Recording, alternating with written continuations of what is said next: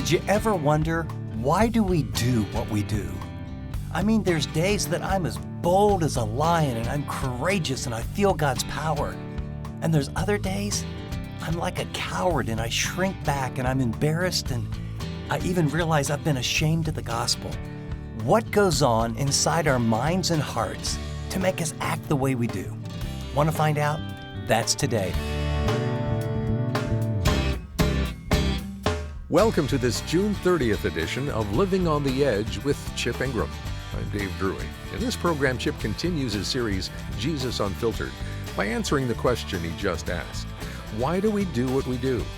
He's going to take a look at the motivations of some of the key players in Jesus' last days that might shine a little light on some of our motivations when we take a candid look.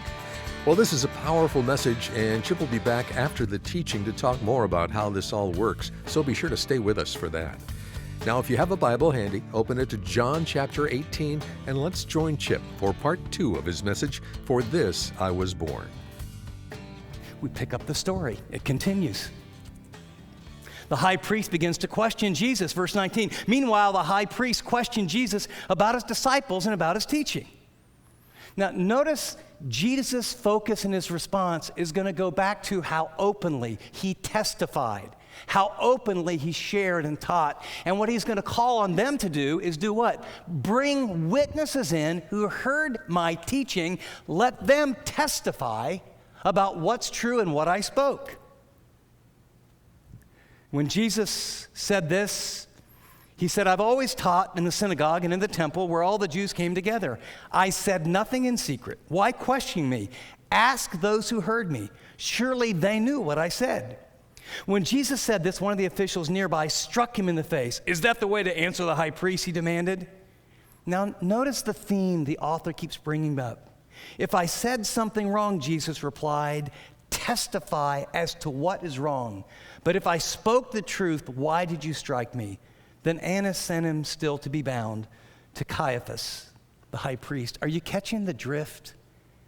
Are you catching and realizing there's a series of people, and the issue is, how do they testify to the truth? Are they courageous or are they cowardly?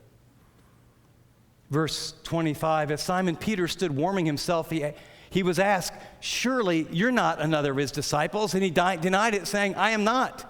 One of the high priest's servants, a relative of the man whose ear Peter had cut off, challenged him. Well, didn't I see you with him in the Olive Garden? Again, Peter denied it, and at that moment, a rooster crowed as prophesied 3 times. And by the way, the other gospel writers, a little bit more graphic.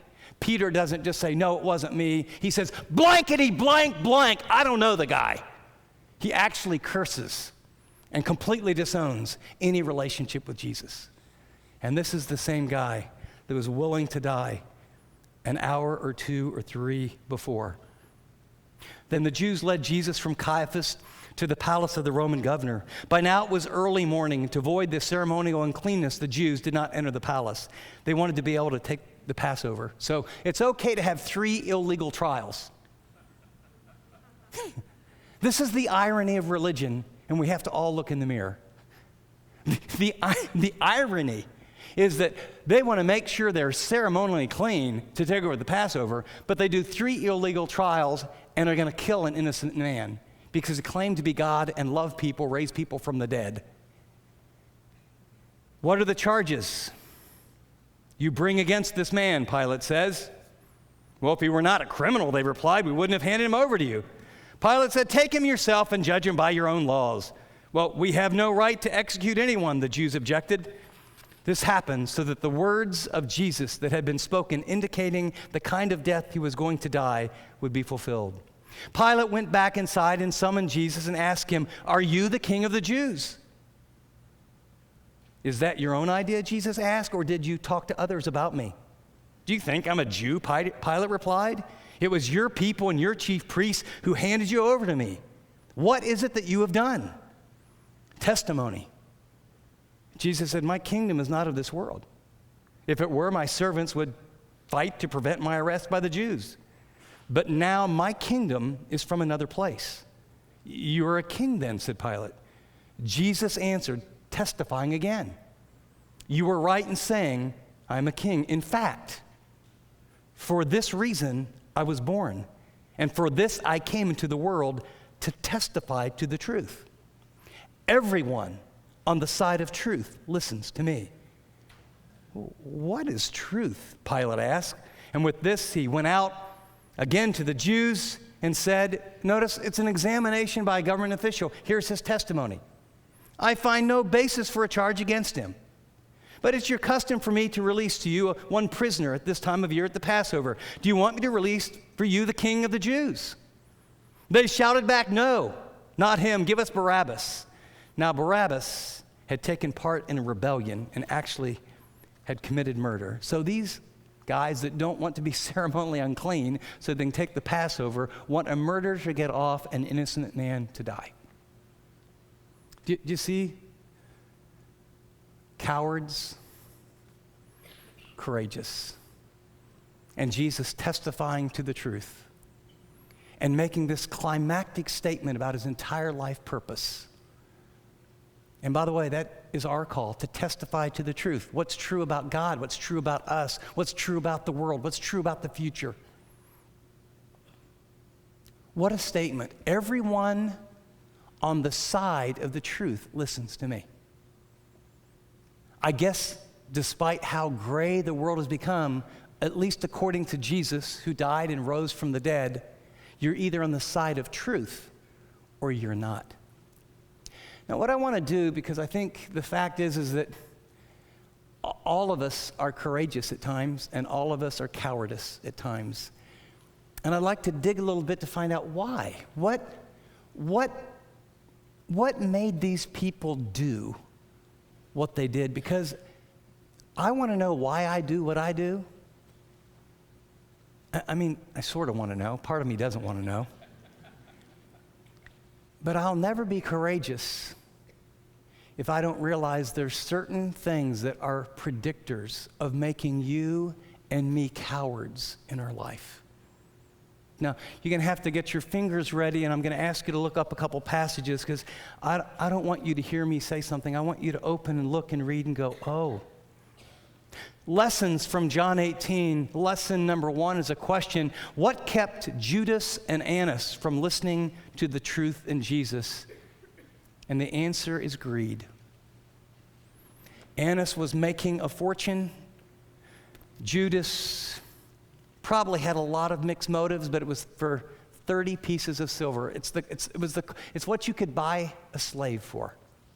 I'm going to ask you to open your Bibles to Luke chapter 16, because I want you to hear Jesus' actual commentary. Greed's a powerful thing. It's something we all wrestle and struggle with. But Annas and Judas did not listen to the truth because of greed. Have you found it? Luke chapter 16, I'm going to begin at verse 14. The Pharisees, the religious leaders, who were lovers of money, heard all these things that Jesus was teaching, and they ridiculed him. Here's Jesus' response. And he said to them, "You are those who justify yourselves before men, but God knows your heart. For that which is highly esteemed among men, money, power, position, and stuff that comes with it, that which is highly esteemed among men is detestable in the sight of God." Question that I ask myself and I ask you, is your testimony hindered because it could have implications for your career? Are you less than bold at work? Are you less than upfront? Are you less than verbal? Are you unwilling to be unashamed to be a follower of Christ? Because if you are, that might really hurt your chances for a promotion. Or you might be viewed differently at work.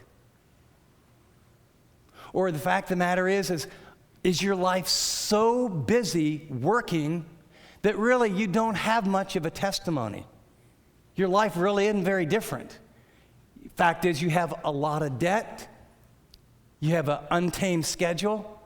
Your life is dictated by demands. And you would never call yourself greedy, but the unconscious pursuit of what you think it's required has, by that pattern, dismissed you as being a person who is identified, loving, holy, caring, different in the best sense of the word, follower of Jesus. It was true of them, and it can be true of us. All I want to say is, greed will make you and me a coward. We will run from the opportunity. We'll be afraid of what people think. Courage is stepping out and being bold, even when it feels dangerous, or you receive criticism, or be viewed as anti-intellectual, or a Bible thumper, or one of those even prejudiced people. The second reason or lesson from John 18 is what kept the religious leaders from listening to the truth in Jesus. And the answer is pride, power, and position. Pride, power, and position. I'd like you, if you will, to open to John chapter 12. Just move back from John 18. John chapter 12. Again, I want you to hear the actual gospel writers. I want you to look at it for yourself. Because in my heart, I don't want to believe that pride or position or that would make me a coward, but according to Scripture, it does. Verse 42 says, nevertheless, many of the authorities, these are Jewish leaders, Jewish religious leaders, believed in him. But for fear of the Pharisees, they did not confess it, so that they would not be put out of the synagogue. For they loved the glory that comes from man more than the glory that comes from God. Anybody concerned about your social standing? Anybody concerned about how you're viewed? Are you sophisticated? Are you intellectual? And anyone really not want to come under some sort of label that you're a Bible-believing, unashamed follower of Jesus? I've met people in the business world where some of what I know, people who really, really walk with God, and I've had people say, I had no idea he was a Christian. I had no idea she was a Christian. Well, I knew that they were a high-integrity person, and I knew they worked hard. There's a lot of people that have high integrity and work hard, but they mortgaged their there was no testimony. There's no testimony. The only way they're going to hear is you and me. And the pride of what people think, or the sense of loss of power or position. My question for you and me, is your testimony hindered because of social pressure and how you're afraid people will look at you? It's one of those take it to God, honest questions. The third lesson is what kept Peter and Pilate from listening to the truth in Jesus. Well, it takes a little historical research with Pilate, and all I will tell you is that he made a handful of bad decisions, and the emperor at the time was dealing with some other things, and he went on sort of a long vacation, and he put one of his commanders in charge of Rome.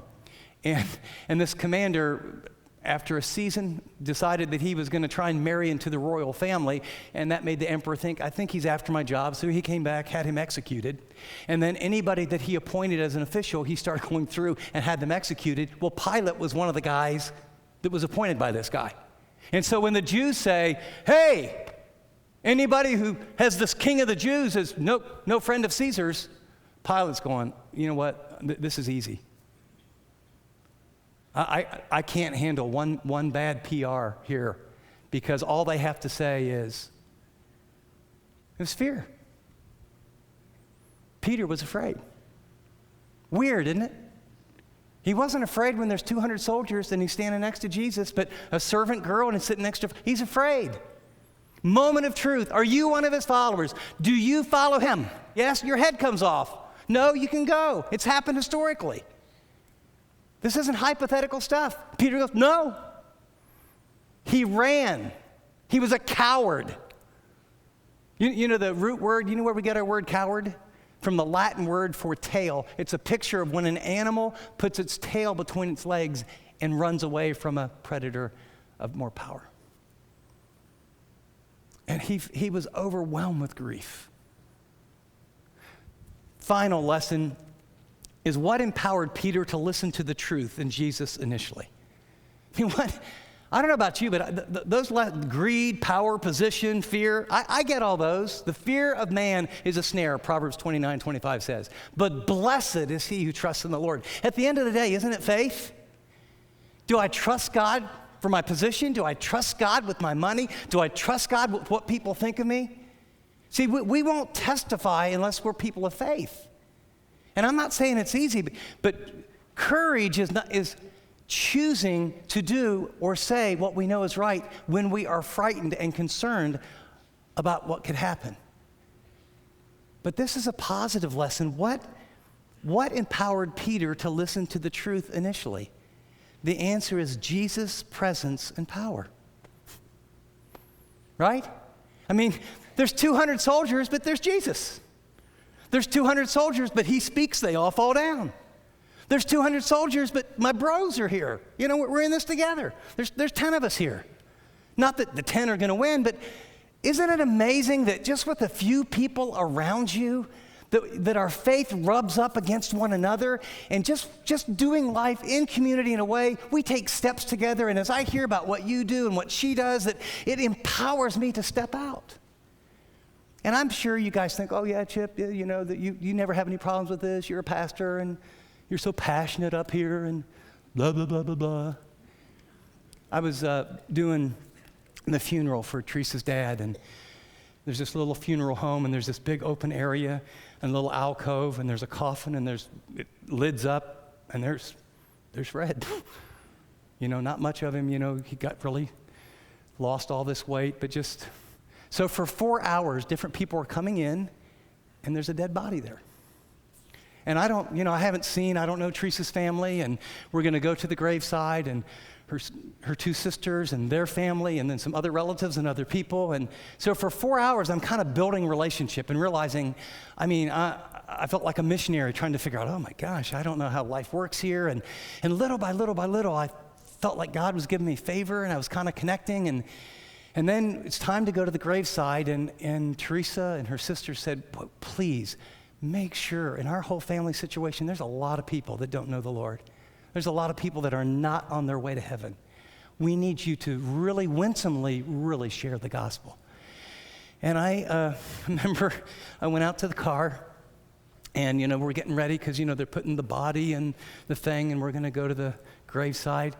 And I remember just sitting in the car and thinking, I've met these people. This is so awkward. And I just had this overwhelming sense of fear. And it was like, it's illogical. Like, what are they going to think of me? And, you know, it's really small. Actually, the larger the group, the easier it is to be bold.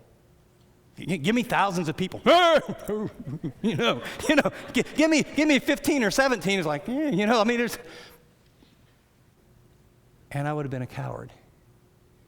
And I sat in the car alone, just reviewing my little message. Just saying, God, it will not matter what any of these people think of me. This may be the only time ever they hear the gospel clearly. And so I need to share it, and then I need to let them know exactly how to trust Christ, and then I need to give them the opportunity. This is what you need to do today if you never have. I don't think courage is being an amazing person. I think courage is stepping out regardless of your fear. And here's what I would remind you, the power of your testimony. Revelation chapter 12:11, and it's talking about overcoming Satan and spiritual strongholds. And it says, and they overcame him, and in the context, it's Satan. How? What's it say? They overcame him because of the blood of the Lamb and because of the word of their testimony, and they did not love their life even when faced with death. I want you to know, you telling your story, you openly, God is working all over. And he's going to use regular people like us to testify courageously and not be cowards. And it's powerful. Chip will be back in just a second, but I want you to know this series, Jesus Unfiltered, spans the entire Gospel of John in 4 separate volumes.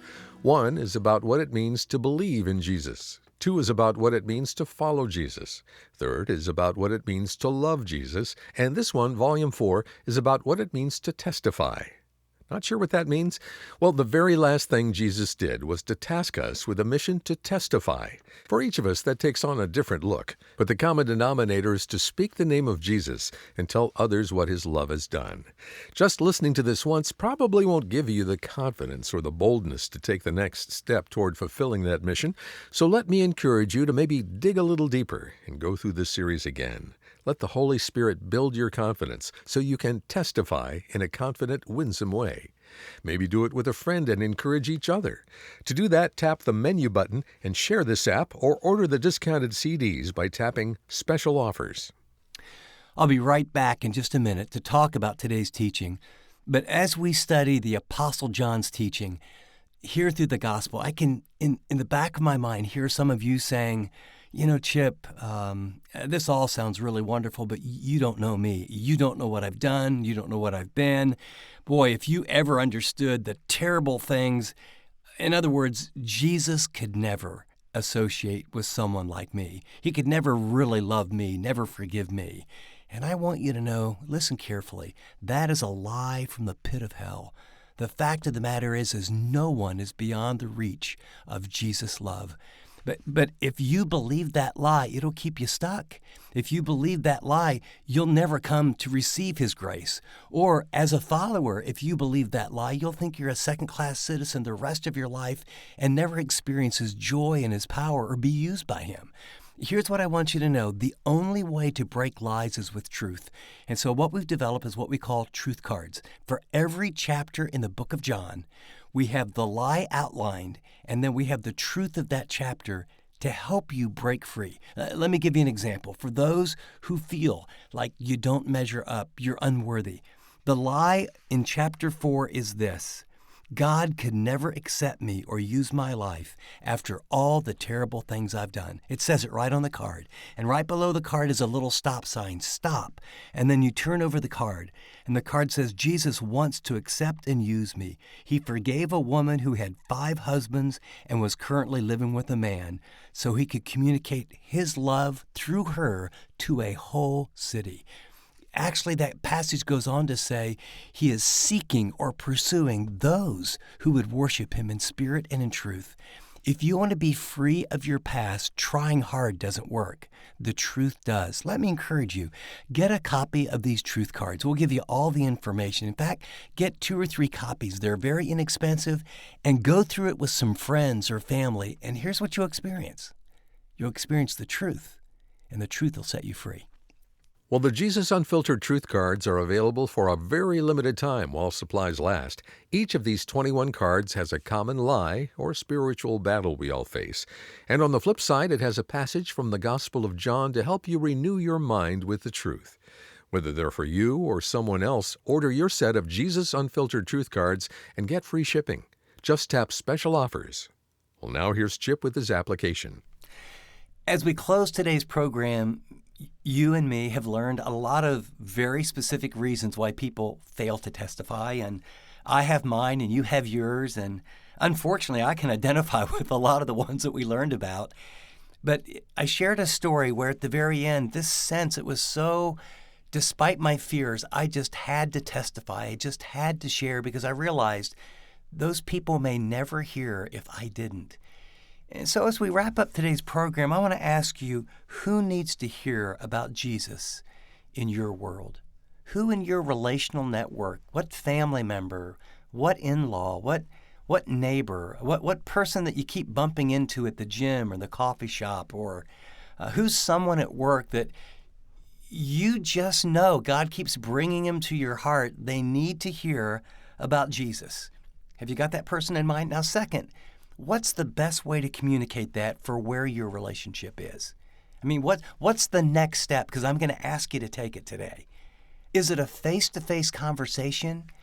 Is it a text that says, hey, I'm thinking of you and I'd love to talk? Is it taking them out to lunch? Is it writing a note and putting some things in writing that you don't think you could say face-to-face right now? Is it a book or a portion of something that you honestly think would help them, that today you're going to jot a note and say, this really spoke to me and really encouraged me and I thought of you. I just thought you might enjoy it. Love to grab coffee and hear what you think. In other words, what's the best time? Who's the person? And what are you going to do today to testify? You'll be so glad you did. And God will lead you. Do it today. If living on the edge is making a difference in your life and you'd like others to receive the same blessing, we'd love to have you partner with us. Whether it's in prayer or sending a gift, you can begin making a difference in the lives of others today. And thanks to the generosity of a small group of financial partners, every gift we receive between now and July 7th will be matched dollar for dollar. Now, to send a gift, just tap the donate button on this app or more and give us a call. And let me thank you in advance for your support. Well, for Chip and everyone here, this is Dave Drury saying thanks for listening to this edition of Living on the Edge.